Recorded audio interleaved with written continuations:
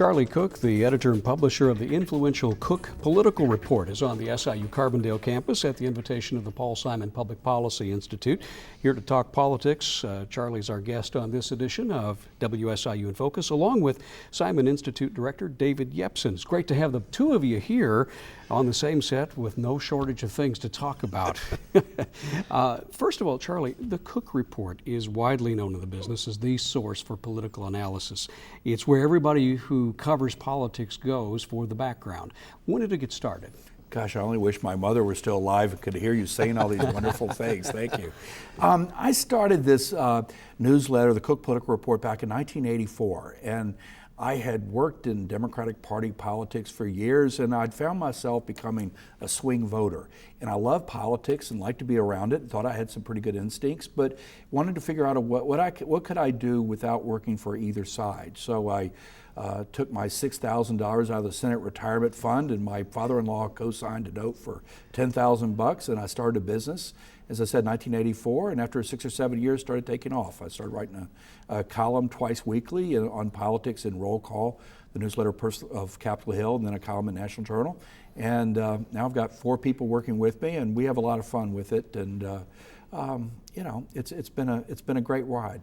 David, when it comes to the Cook Report, this is one of the essential tools in the tool case of any political reporter worth his or her salt. Charlie's very modest, but he's also very good. And he's got great insights, and it's really required reading for people in the political community, particularly when we get into congressional races and Senate races. There's always a lot of focus on the race for president, but nobody knows America the way Charlie Cook does. We're going to dig into the congressional races in just a moment. You have an astonishingly high accuracy rate in calling races and their likely outcomes. I think in some cases upwards of 99.8% in some of the literature I've read. It's not as hard. I mean, that's a little deceptive, because when you look at redistricting and where lines are drawn, you know, in the House of Representatives, for example, so many of these districts are locked in, either solidly Democrat, solidly Republican. So, yeah, we're pretty good at what we do, but it's a little deceptive because the vast majority of districts are not competitive. Well, and it's also important, I think, Jack, to mention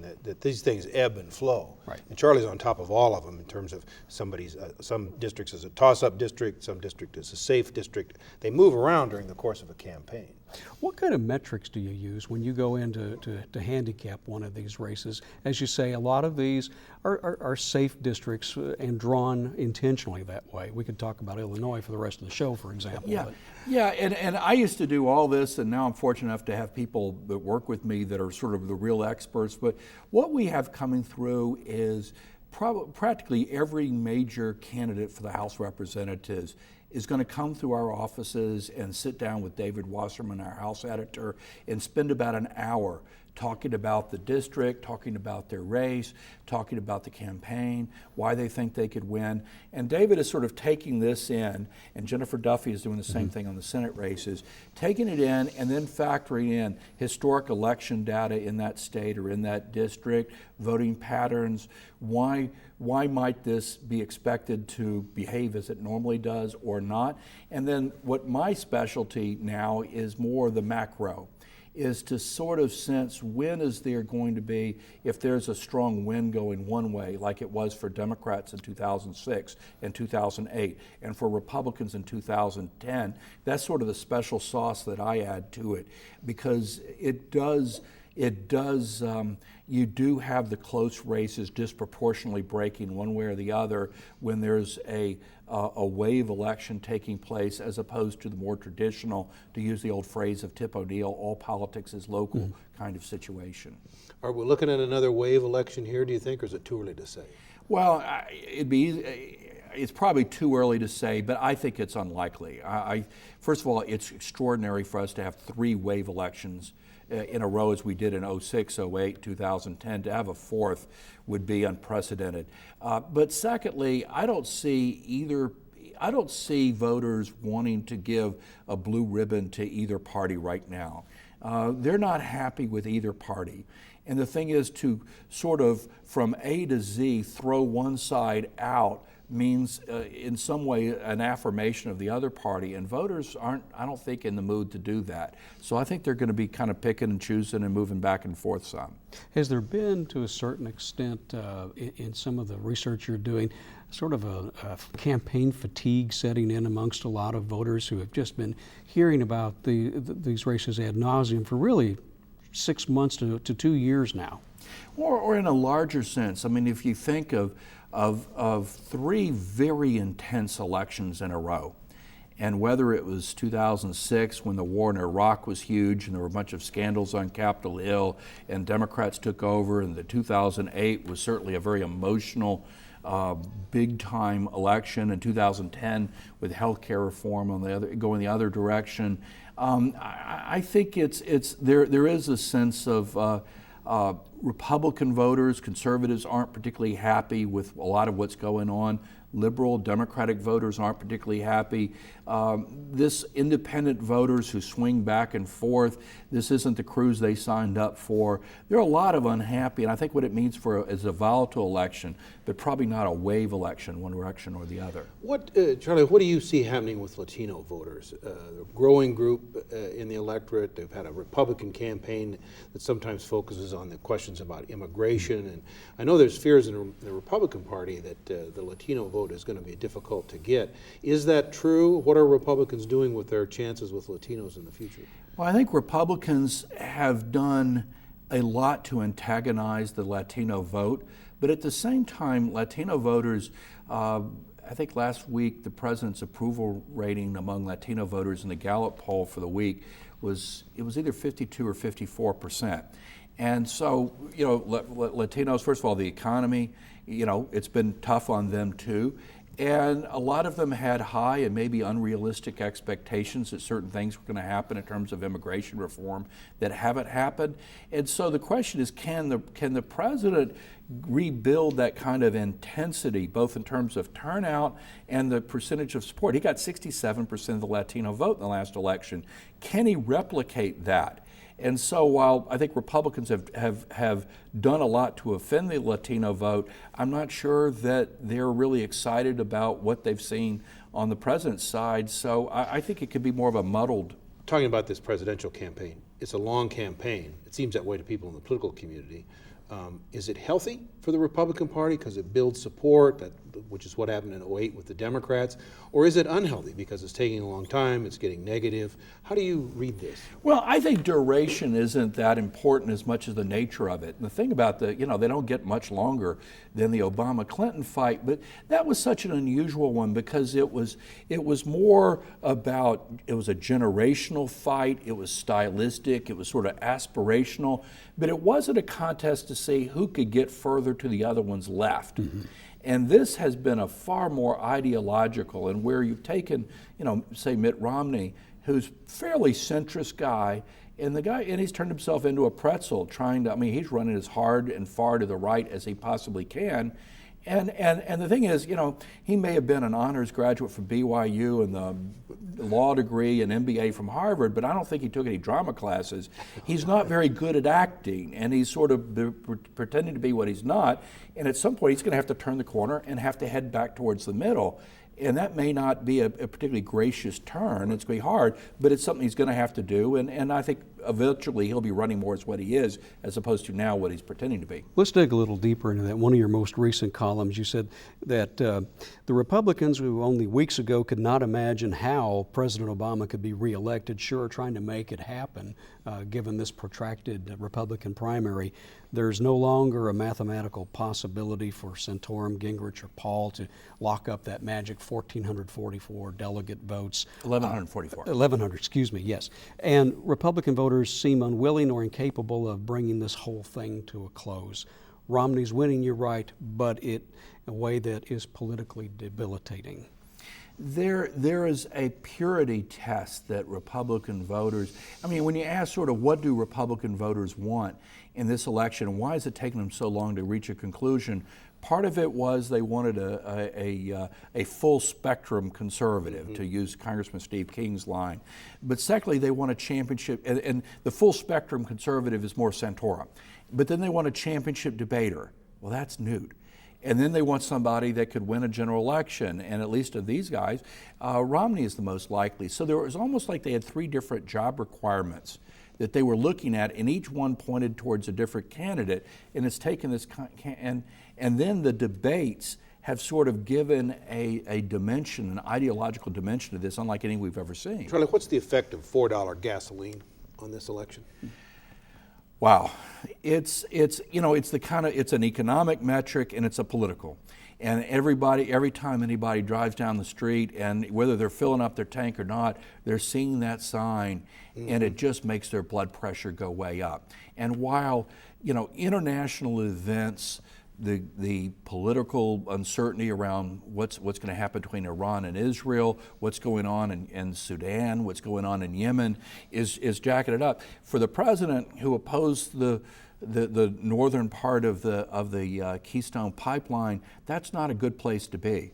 I mean, if I were President Obama, I'd be looking for an alternative route, and I'd be out there spending weekends with a shovel, getting another northern route done, because this is a very, very, very tough thing for a president to have. Gas prices are one thing, but there's another number that enters into all this, and that's the unemployment rate. How is that going to be a factor in the next few weeks? Well, we've seen a terrific turnaround from 9% back in last fall to 8.3. We've got the new numbers coming out a week from Friday. But the question is, is that a pace that we can continue in terms of coming down? Or was that a lot of other factors coming in? Was it seasonal? Was it a lot? Part of it is people not dropping out of the labor force. Right now, if it had remained constant, unemployment would be 10, 11%. But you have people, and whether it's baby boomers retiring early or young people moving back in with mom and dad and not looking for work anymore, we've had the number of people that are either working or looking for work has shrunk down, and that's one of the reasons why unemployment has dropped the way it has. But will that continue? And as the economy, if it starts turning around, do you have more people that had stopped looking for work, starts looking for work, which actually drives the unemployment rate worse before it gets better? Lots of moving parts here. As much as Romney's moderate leanings have cost him somewhat in the primary, how are these a bigger asset for him going into the general election contest if he's the eventual nominee? I think that most people typically are better when they are portraying themselves as what they are rather than pretending to be what they aren't. And so my guess is that he will be a more persuasive general election candidate than he has been a nomination candidate. But it is make for a awkward turn, and the question is whether the party will go along with it. I mean, the thing about it is, at some point Republicans are going to have to decide, do they want to be pure or do they want to win? And they haven't shown a whole lot of pragmatism at this point. There was a great line in the New York Times a couple weeks ago down in Mississippi where they referred to Republican voters' characterizations of President Obama ranging from vulgar to the apocalyptic. Now that would suggest to me that they will eventually come together, but boy, they don't seem to want to wrap this thing up, and certainly it's a fascinating situation to look at. Realistically, though, Santorum and Gingrich continue hanging in there, hoping against hope, maybe for that elusive that elusive convention floor fight. But now you're seeing the heavyweights weigh in, like Jeb Bush, Haley Barbour. They're all saying, come on, guys, let's circle the wagons, as you say, around a candidate they think they can win. Well, yeah, statistically, I mean, Santorum would have to win. It's just below 80% of the remaining delegates to get to 1144. That's just not going to happen. I don't know whether Romney will get to 1144 delegates by, the first week of June, which is when most of the last primaries. There's actually Utah in later June, or whether he'll be close enough for government work, 20, 30 delegates away.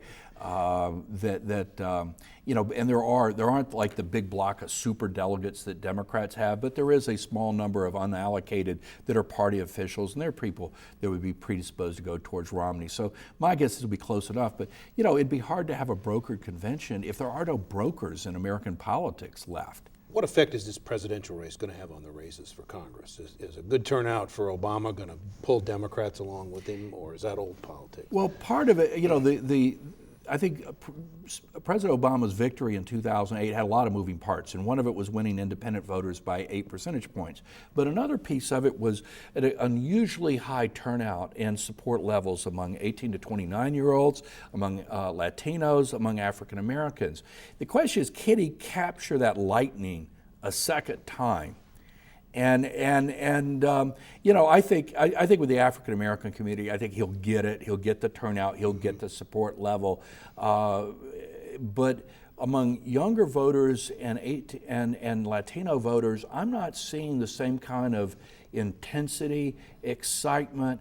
And so whether that's going to manifest itself in the same kind of turnout it did last time and the same levels of support, 66% among 18 to 29-year-olds. Wow, that was a good run. And yet in 2010, and then in this primary here in Southern Illinois, well, all over the state, the under 30 turnout just fell through the floor. Nobody was showing up. Young people are very they're just not paying attention. Well, and they've had a tough time. Young people have had, you know, whether you're coming out of high school, coming out of college, they've had a tough time finding jobs or finding the kind of jobs that their older brothers and sisters may have had a chance to get coming out of high school or college. This has been a tough time. I've got to ask you about this congressional district here in Southern Illinois, the Jerry Costello seat, wide open. You know, probably historically been a Democratic area, but a conservative Democratic area. What will the effect of this election, both parties are going to target it, what's the effect of this presidential race going to be on this congressional race? Does it help the Republicans because it's kind of a conservative area? Does it help Democrats because it's Obama's home state and he'll have a good turnout? What's your take? I'm not sure, but this is the kind, if you say, what's the profile of the kind of districts that Democrats used to have a lot of and have lost a lot of? And it's ones that are not urban districts, they're not suburban districts, they're overwhelmingly small, medium-sized towns, rural areas. This is where people are voting a lot more on social, cultural lines rather than economic lines. This is exactly the kind of districts the Democrats have lost the last few elections.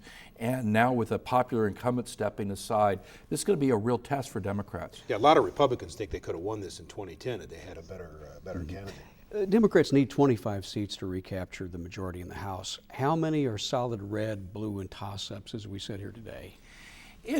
Democrats are, as you said, 25 seats short. We think it's going to come up, Democrats picking up between 5 and 15, but short of the 25. The reason that the Republicans seem likely to lose some seats is they just picked up 63 seats in the last election in 2010. That's the most that either party's gained since 1948, the most either party's gained in a midterm election since 1938. You don't have historic, almost biblical gains in one election like that without sort of giving some back. But Republicans have about 10 or 15 more seats that are in the bag for them than Democrats What have. about the Senate? Don't Republicans have a better chance of taking the Senate? Yes, it's down. Well, right now I would put the Republican chances of holding the House as about 75%. The Senate's about 50-50.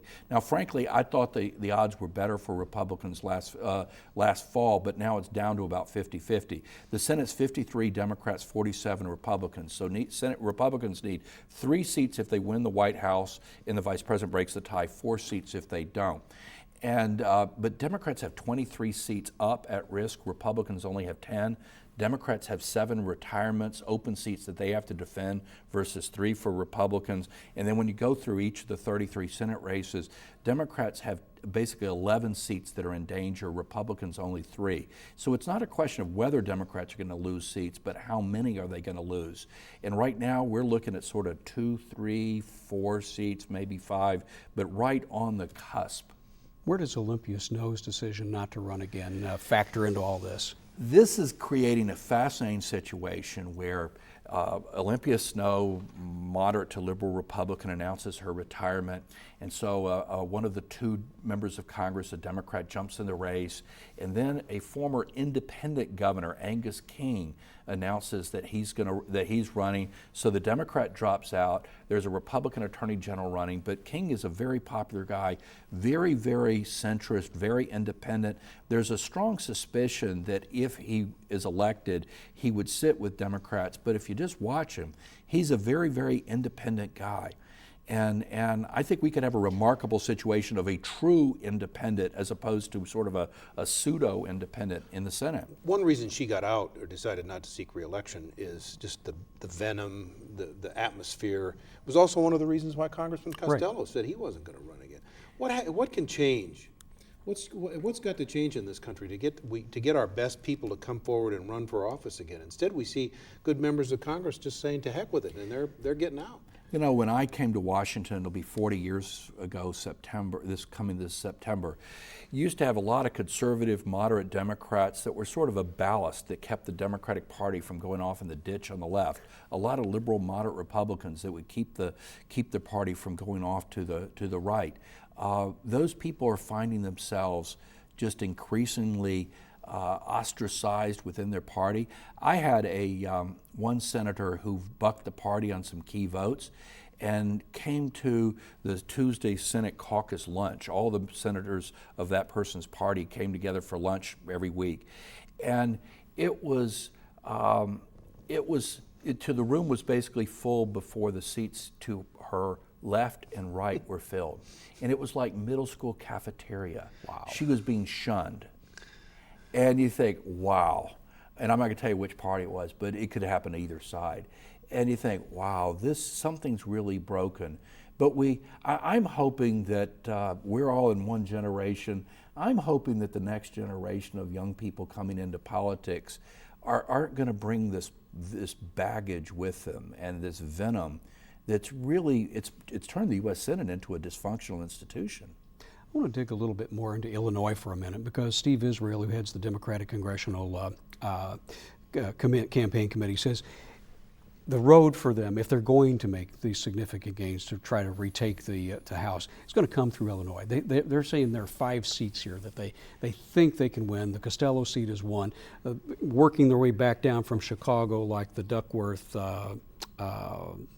Duckworth-Walsh race and so on. The reason Democrats see this is this was one of the few places where they had a pretty free hand to draw on the map. And there were other places like North Carolina where Republicans had a free hand at drawing the map. So this has provided a lot of opportunities. And I pointed out that Costello is this district where this is the kind of district where Democrats have had problems. Some of these suburban districts, like you see, close into but not in Cook County, those are precisely the kind of districts that have been swinging back and forth and that swung over in favor of Republicans in 2010. And Democrats are hoping they can pick some of those off. But that's where the action in American politics has been, is in those swing suburban districts. With the small town rural, a lot of those districts probably may not be coming back to Democrats. That's why this district is going to be one we're going to be watching closely. Going back to the presidential contest for a second, today the Supreme Court, as we're taping this, started 3 days of hearings on, or arguments on the president's health care plan. If the justices, and they may rule as soon as the end of June, strike that down, what does that do to the presidential contest? Most journalists, most observers will say this is a huge decision that will have great import. And on a substantive level, in terms of the Patient Affordability Act, it really is. The Patient Care and Affordability Act, it is important. I'm not sure it's as determinative in terms of the presidential campaign as all that. I think that healthcare reform has sort of already been litigated in the court of public opinion. And the people that typically are supportive of President Obama are also supportive of the Health Care Act, and that's not going to change.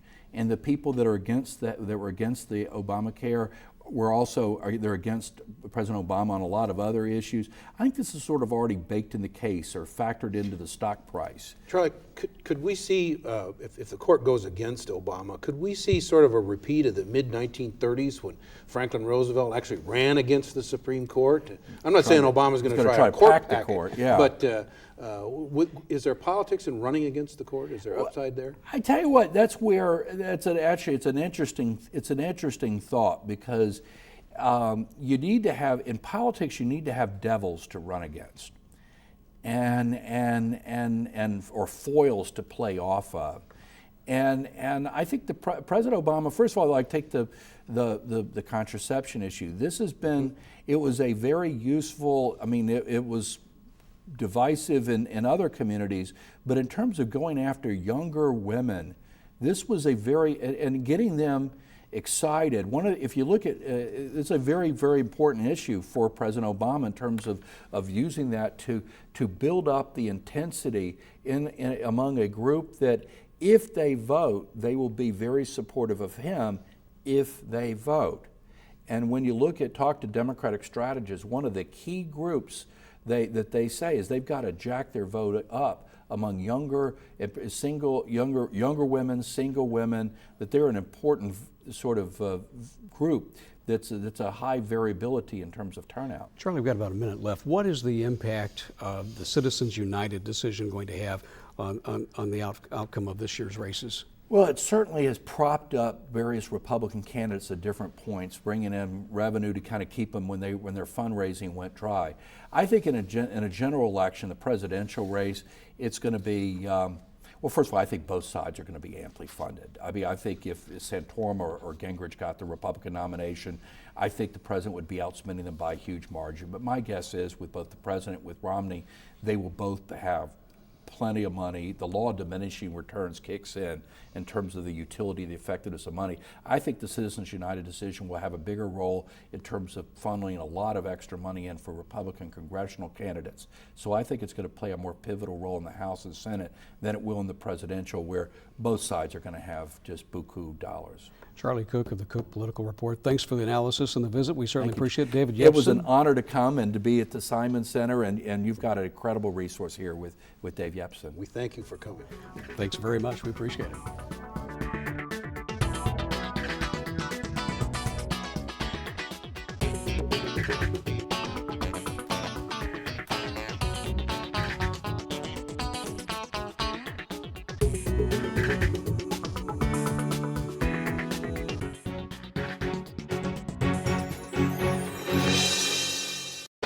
Video copies of this program are available. To order, call our customer service department at 618-453-6184.